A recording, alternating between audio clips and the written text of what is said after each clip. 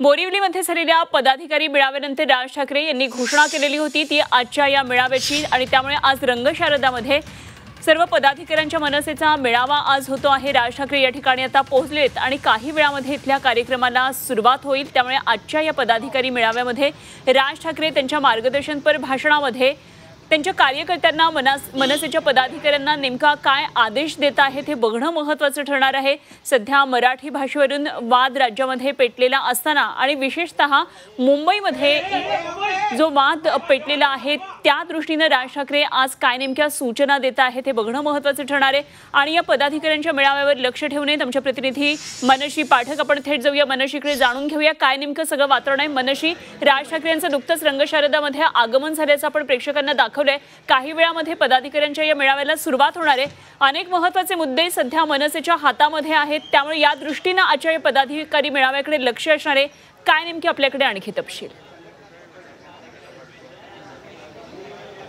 राज ठाकरे मेळाव्याच्या स्थळी पोहोचलेले आहेत त्याच्यामुळे या पदाधिकारी मेळाव्याला आता सुरुवात झाली असं म्हणायला हरकत नाही। यापूर्वी सुद्धा अशा प्रकारची शिबिरं मेळावे हे मनसेचे पार पडतायत। मॅरेथॉन बैठकांचं सुद्धा सत्र एकीकडे सुरू आहे। मात्र या पदाधिकारी मेळाव्यात हा पदाधिकारी मेळावा अतिशय महत्त्वाचा आहे कारण पदाधिकाऱ्यांना काही कानमंत्र राज ठाकरे देणार आहेत।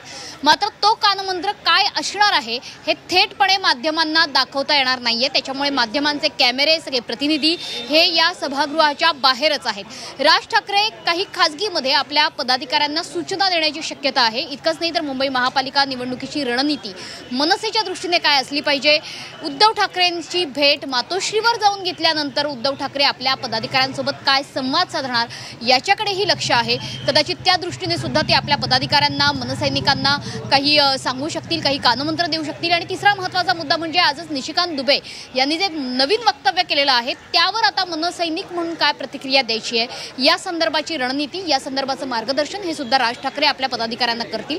एकंदरीतच मुंबई महापालिका निवडणुकीच्या अनुषंगाने जो मूळ मुद्दा आहे हिंदी विरुद्ध मराठी असं जे राजकारण पेटवलं जातंय त्याला कशा पद्धतीने हाताळायचं आहे, त्याला कशा पद्धतीने प्रतिक्रिया द्यायची आहे, कोणता राजकारणाचा मुद्दा हा मनसेच्या दृष्टीने महत्त्वाचा ठरू शकतो या संदर्भातलं महत्त्वाचं मार्गदर्शन आज राज ठाकरे आपल्या पदाधिकाऱ्यांना करतील।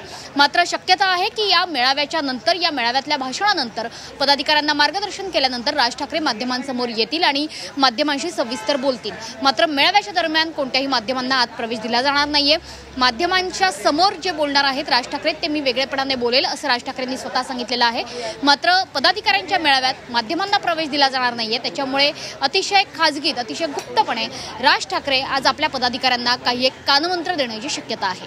ठीक आहे मनशी, जरूर या सर्व घडामोडींवर लक्ष ठेवून राहा, वेळोवेळी आपल्याकडून माहिती जाणून घेत राहू। तुर्तास धन्यवाद दिलेल्या माहितीसाठी। मनशी पाठक आमचे प्रतिनिधी आपल्याबरोबर होत्या।